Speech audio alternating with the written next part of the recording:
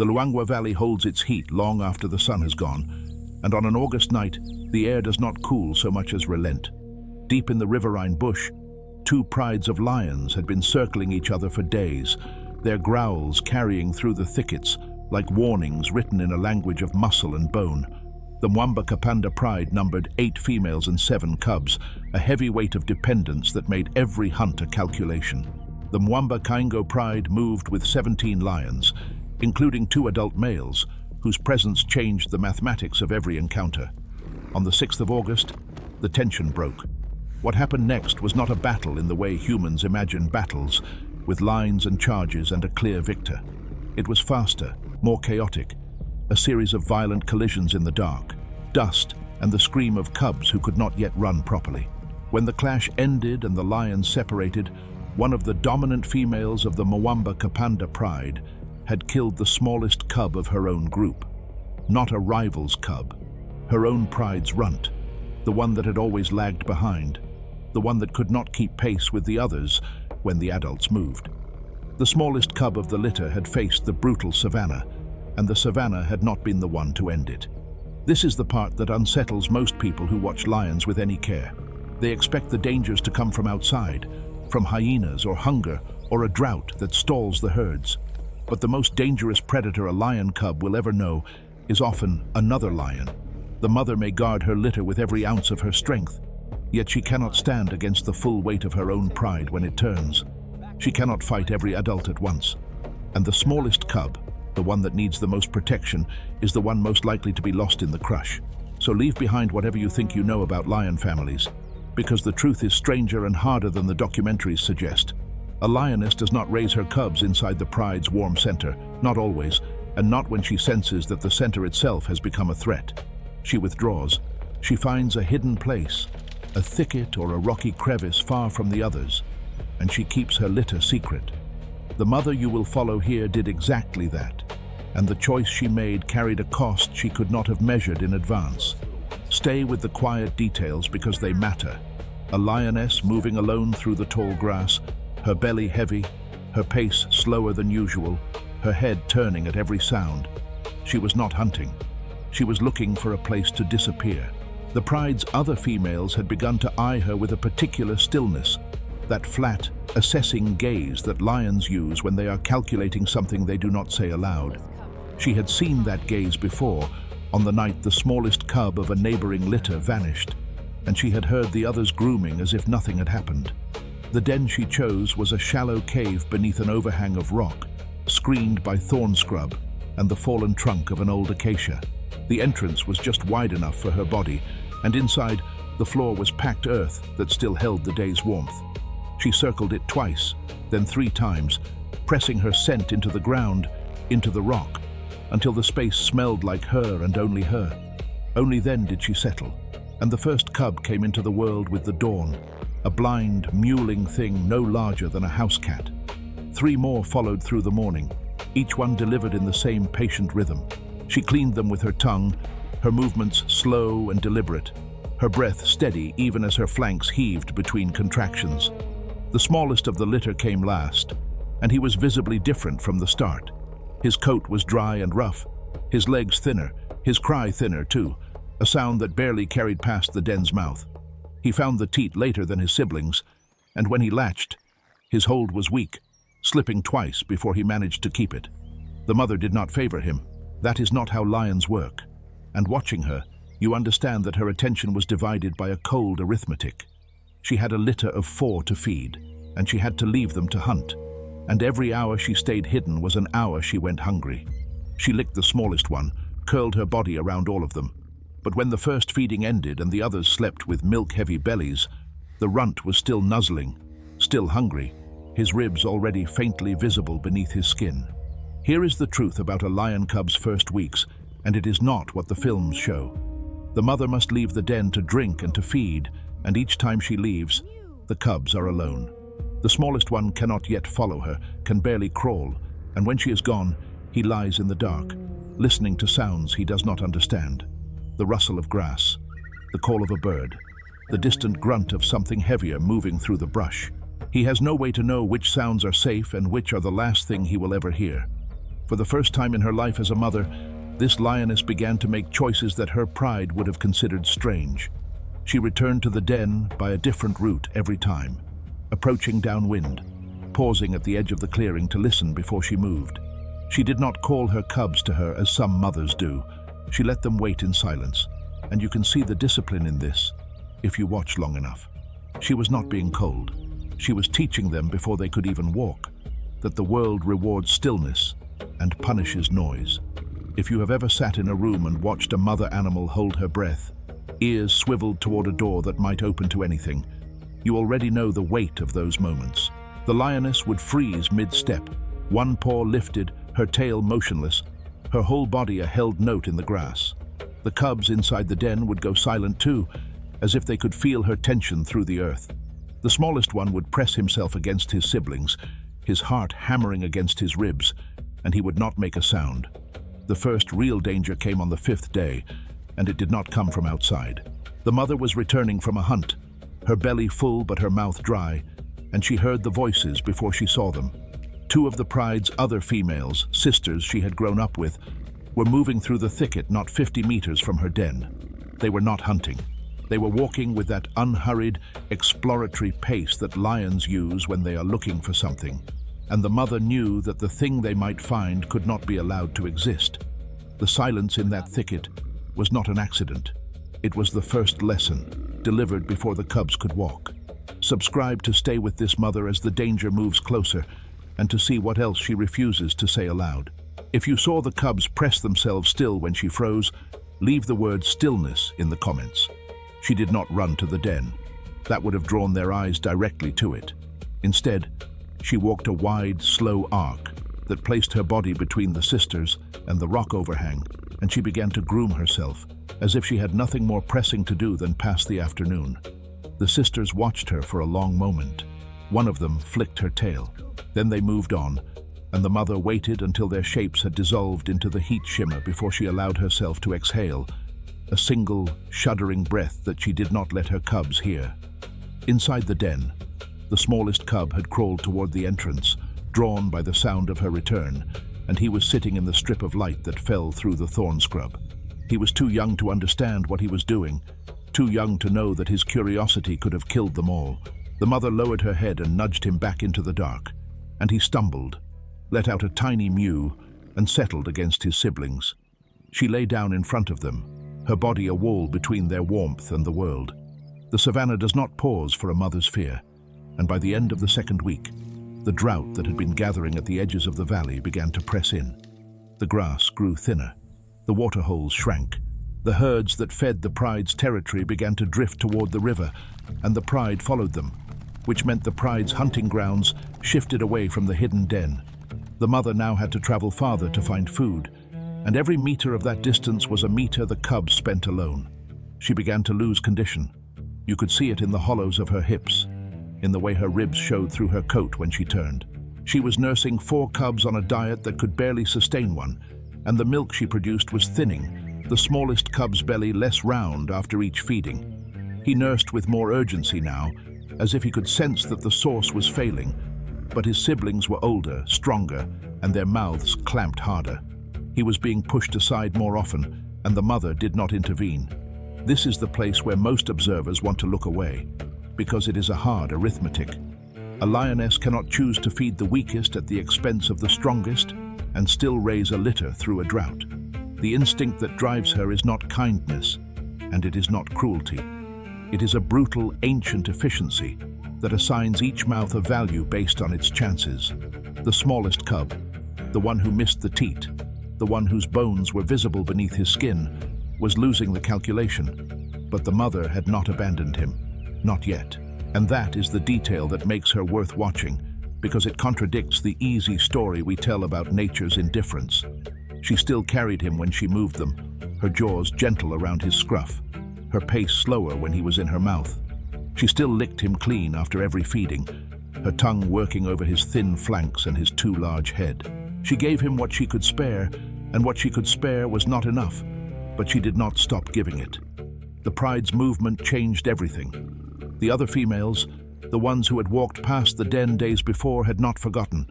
They had not found the cubs, but they had grown suspicious, and suspicion in a lion is a patient thing.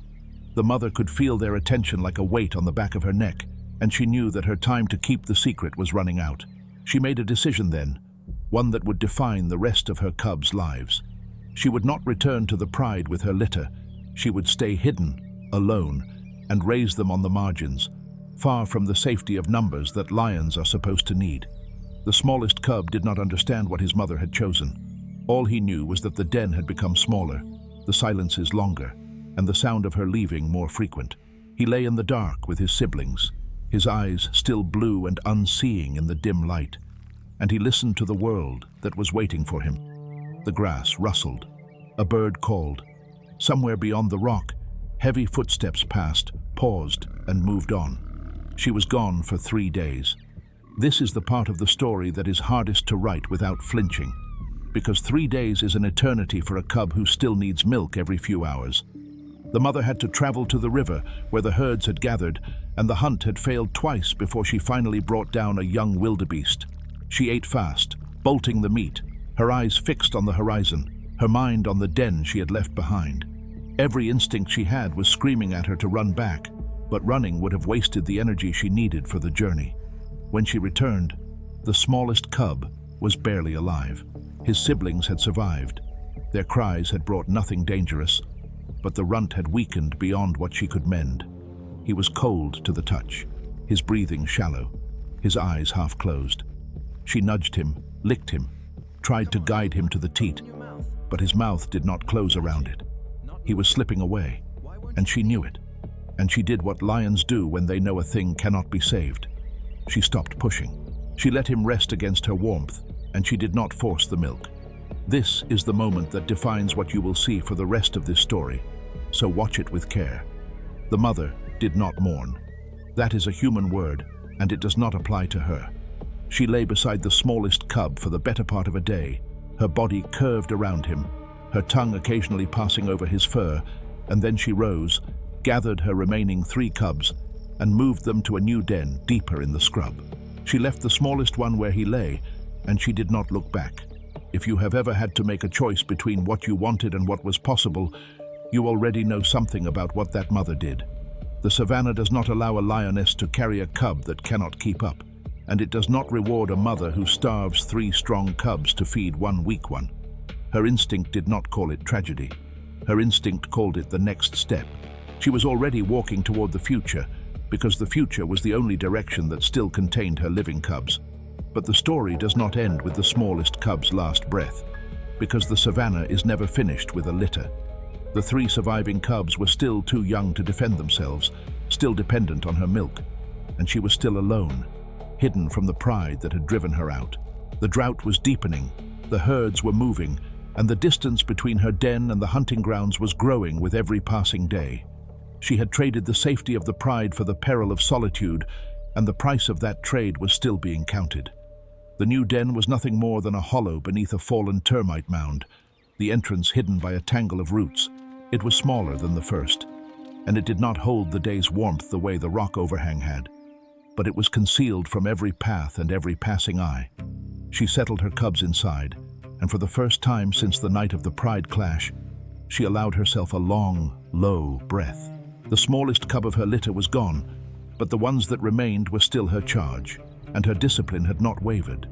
What came next had no sound, which is why it is so easy to miss when you are watching with the wrong expectations. The mother began a routine that would continue for months, a rhythm of absence and return that measured time in hunger and milk. She would leave before dawn, hunt through the heat of the day, and return in the late afternoon with her belly full and her mouth carrying whatever she could not eat for the cubs to tear at. She did not hunt near the den. She did not approach from the same direction twice. She was teaching her cubs, without ever intending to, that survival is a discipline of repetition done perfectly. That rhythm of absence and return was not an interruption of her motherhood. It was the first repetition the cubs would internalize without ever being taught. Subscribe to stay with this den as that pattern begins to shape what the cubs become. The channel will keep following the mother's routine as the drought closes in. In the comments, write the word repeat if you recognized the lesson she was carrying out in perfect silence. The 2 larger cubs grew quickly. Their coats filled in, Their legs strengthened, and they began to venture to the mouth of the den, testing the light, tasting the air. The third cub, the middle one, was slower, more cautious, and she often watched her siblings from the safety of the hollow before following them out. The mother did not push her.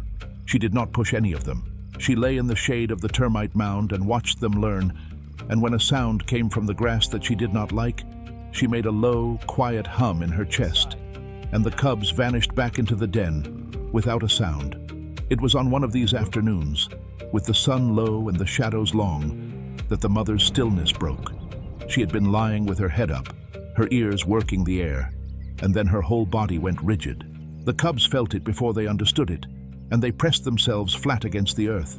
A shape was moving through the grass at the edge of the clearing, a large shape, moving with the unhurried confidence of something that fears nothing. It was a male lion, one of the two from the Mwamba pride, and he was walking directly toward the termite mound. The mother did not move.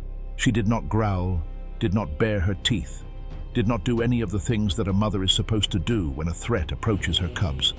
She lay perfectly still, her body low against the earth, her eyes fixed on the male's path.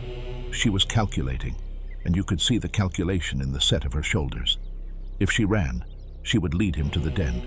If she attacked, she would die, and her cubs would die after her. The only move that had any chance was stillness, and stillness was what she chose. The male came closer. He paused at the edge of the tangle of roots, his head low, his nostrils working. He could smell her, she knew that, but the scent of a single female lioness was not the scent of a meal or a threat. It was the scent of a decision he did not need to make.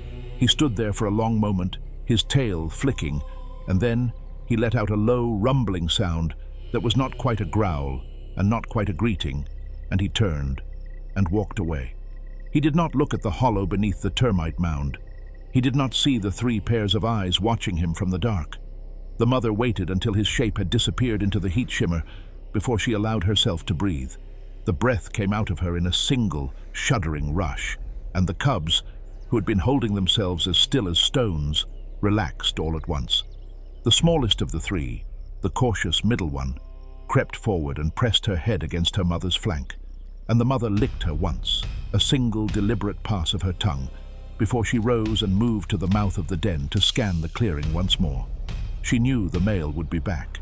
A lion does not wander a territory without learning it, and this male was learning her ground, learning the scent of her hidden family. The question was not whether he would return. The question was whether she would be ready, and whether the answer she had prepared would be enough. She looked at her 3 cubs, at the 2 strong ones and the cautious one, and she began to plan the way lions plan, which is to say, she began to move them again. The third den was a rocky crevice high on a hillside, a place that required a climb that a cub could only manage once it had grown its legs. The mother carried the cubs one by one, her jaws gentle around their scruffs, her pace careful on the loose stone. She moved them at night, under the cover of darkness, and by dawn they were settled in the crevice, looking out over a panorama of grass and thorn that seemed to stretch to the edge of the world. From this height, she could see the movements of the pride, the herds, the males, and she could plan accordingly. The drought had taken hold now, and the valley floor was a tapestry of dust and dying grass. The herds had thinned, and the hunts that followed had become longer, harder, more dangerous. The mother was gone for longer stretches, and the cubs were left alone in the crevice for hours that stretched into a full day. The 2 larger cubs grew restless, but the cautious one stayed by the back wall, her eyes on the entrance, her head cocked at every sound. She had learned the lesson her mother had been teaching, even if she did not know it was a lesson. She had learned to wait. It was the waiting that saved her. 2 days after the move, the mother returned from a hunt to find the 2 larger cubs gone. They had wandered from the crevice, lured by the sight of a bird, by the open promise of the hillside, and they had not come back. The mother stood at the entrance to the crevice, her head turning, her nostrils testing the air, and she found the trail of their scent leading down the slope toward a thicket of acacia. She did not call them. Calling would have drawn attention. She followed their scent, silent, low, her belly to the earth, and she found them at the edge of the thicket, frozen, staring at something she could not yet see. What she saw when she crested the rise was the male lion again, the one from the Mwamba Kaingo pride, and he was lying in the shade of the acacia, his head up, his eyes fixed on the two small cubs who had stumbled into his presence. The cubs had not been attacked, they had not been chased, they were simply being watched, and the male's gaze was not the flat, hungry stare of a predator. It was something else, something older, and the mother, arriving at the edge of the clearing, did not know what it meant. She did what she always did when the risk was unclear.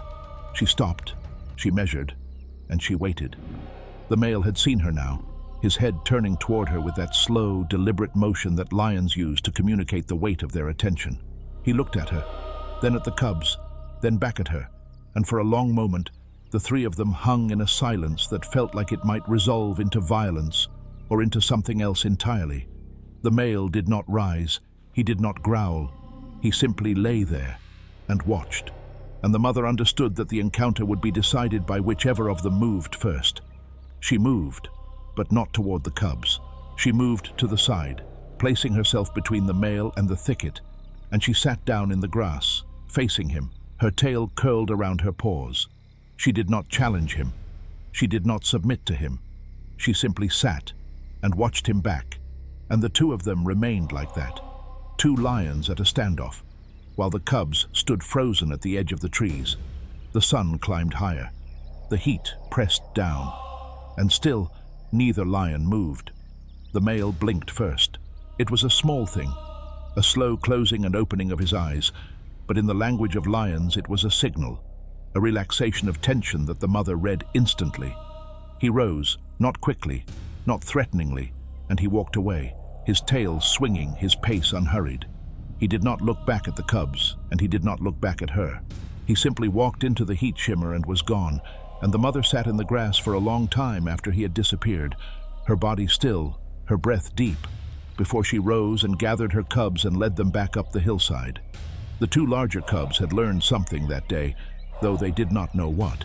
The cautious one had not been there, and when her siblings returned and tumbled into the crevice, she looked at them with her flat, amber eyes, and she did not ask what they had seen. She did not need to. She could smell the male on them, faint but unmistakable, and she knew with a certainty that had no words that the world they were growing into was not the warm, safe space of the mother's flank. It was a place of long watches and held breath and stillness that had to be perfect. The mother resumed her rhythm, but the rhythm had changed. She was hunting farther now, the herds having drifted toward the last standing water, and the hunts were failing more often than they succeeded. She was losing weight faster, and the milk that had once flowed freely was now a thin, reluctant trickle. The cubs were old enough to eat meat, but not old enough to hunt, and the meat she brought back was never enough. The two larger cubs squabbled over every shred. The cautious one waited her turn, and when the others had eaten their fill, she took what they left. You might think, watching this, that the mother should have given up, that the calculus was clear, that a lioness alone with 3 cubs in a drought was a doomed equation. But the Savanna does not run on the logic of a ledger. It runs on the logic of endurance, and endurance, as the mother was demonstrating, is nothing more than the refusal to stop doing the next necessary thing. She hunted when she was too weak to hunt. She carried cubs when her jaws ached. She watched through nights without sleep, and she did not stop. The peak of the risk came on a night when the moon had not yet risen, and the darkness was absolute. The mother had been gone for 2 days, the longest she had ever been away, and the cubs were alone in the crevice, hungry, restless, and afraid. The cautious one lay at the back, her head on her paws, her ears working the air. The 2 larger ones paced at the entrance, and one of them, the boldest, finally stepped out onto the hillside, drawn by a sound that might have been wind, or might have been water, or might have been anything. The cautious one followed him, not because she was bold, but because she did not want to be alone. The 2 of them moved down the slope in the dark, their small paws silent on the rock, their noses testing the air. The 3rd cub, the boldest's brother, stayed in the crevice, and he was the one who heard it first. A low, deep grunt, not from the wind, not from the water, from the grass at the base of the hill. He flattened himself against the rock, and he watched his siblings' shapes disappear into the dark, and he did not move. What happened in the grass below was not witnessed, which is the oldest truth of the Savanna. The cautious one came back alone just before dawn. Her coat streaked with dust and something darker, her gait uneven, her eyes wide with a fear she had no name for. She climbed back into the crevice and pressed herself against her brother, and she did not make a sound, and she did not sleep. The mother returned at midday, and she found 3 cubs where there had been 3, but the count did not tell her what she needed to know. She looked at the cautious one, and the cautious one looked back, and the mother did not ask, because there was nothing to ask that the silence had not already answered. The boldest cub was gone, and the mother did not search for him. She did not follow his scent down the slope, did not stand at the edge of the grass and call. She had learned, in the long weeks of her solitude, that searching and calling were luxuries that a mother in the wild could not afford. She had 3 cubs still living, and the deficit of one was a wound she could not tend. She lay down in the crevice, gathered the 2 that remained against her flanks, and she let the heat of the day pass over them like a tide. She did not search, and that refusal was its own kind of accounting. 3 still living, 1 deficit, no luxury of grief loud enough to call. If you want to keep receiving these records as they unfold, subscribe to return for the next den and the next silence. Leave the word deficit in the comments if the arithmetic of that night remained with you. The 2 cubs that remained were the cautious one and the boldest's brother, and they had been changed by the night in ways that were invisible from the outside. The cautious one had stopped trembling by the 2nd day, but she had not stopped watching. She watched her mother's every movement, every flick of an ear, every dilation of a pupil, and she learned to read the world through those signs. The brother had grown quieter, his play gone, replaced by a stillness that made him look older than he was. They had both understood, without understanding, that the world was not a place of safety from which they had strayed. It was a place of danger, and the only shelter was the mother's vigilance. The mother continued, because continuing was all she had. The drought showed no sign of breaking. The herds had not returned, and the hunts were yielding less and less. She was a skeleton now, her ribs a cage beneath her skin, her hips sharp against the rock when she lay. The milk had stopped entirely, and the cubs, though old enough to need meat, were still too young to take down anything larger than a hare. She hunted hares, she hunted birds, she scavenged what the vultures had left, and she fed her cubs first, always, her own hunger a constant gnawing presence that she had learned to ignore. Then the rains came. It is the only way to describe it, because it was not a gradual thing, not a slow moistening of the air. It was a wall of water that struck the valley like a blow, and the dry grass bent beneath it, and the cracked earth drank and drank and drank. The mother stood in the downpour, her head raised, her eyes closed, and she let the rain wash the dust and the hunger and the grief from her coat. The cubs huddled beneath her, and she did not move them, did not seek shelter, because the rain was the signal she had been waiting for. The herds returned within a month, and the hunts became easier, and the mother began to recover. The flesh crept back over her bones, her coat regained its luster, and the hollows in her hips filled. The 2 cubs grew fast in the green world that followed the drought, their legs lengthening, their confidence returning. The cautious one began to play, tentatively at first, then with a joy that looked strange on a face that had learned to hold so much stillness. The brother chased her, tumbled with her, and the mother watched them from the shade, her tail flicking, her eyes half closed. The pride had returned to the territory, and the mother knew it. She had seen the signs, the overlapping tracks, the distant roars at dawn. The Mwamba pride, the one that had driven her out, the one whose females had killed the smallest cub of her litter, had reclaimed the ground that she had moved through in secret. She led her cubs down the hillside one morning, and they followed her, trusting that she knew where she was going. And she walked through the tall grass toward the sound of lions she had once called family. She did not rejoin them. That is the quiet truth of the ending, the one that the films do not show.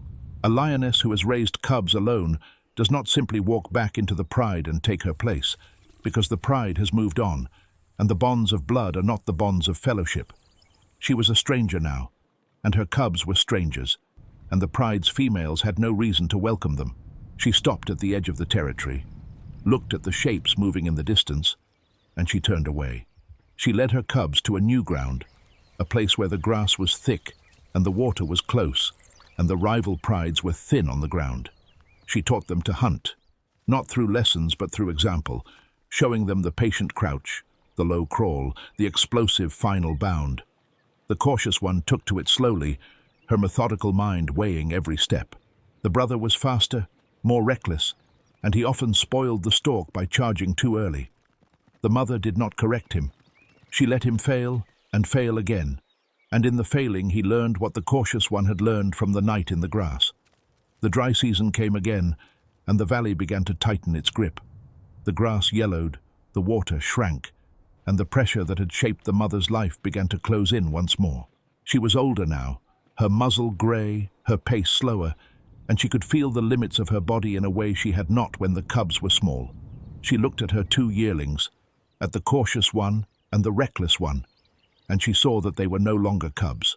They had passed the threshold that divides the young from the survivors, and the smallest cub of the litter, the one who had been killed in the pride clash, was a memory that had faded to a shape without a name.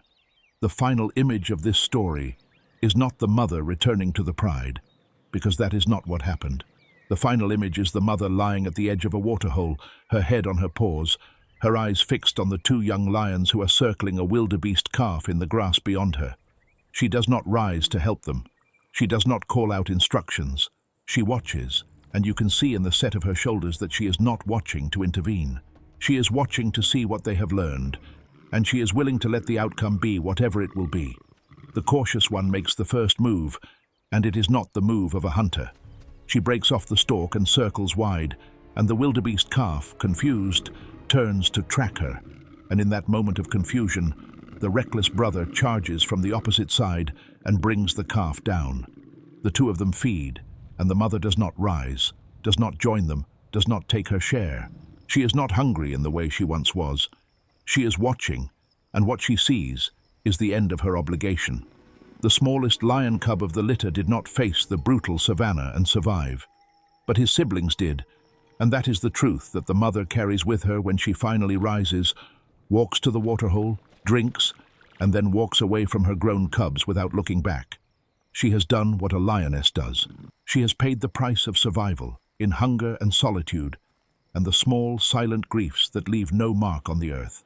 And the Savanna, which does not keep records, has already forgotten her name, even as it carries the proof of her endurance in the shape of the two lions who remain.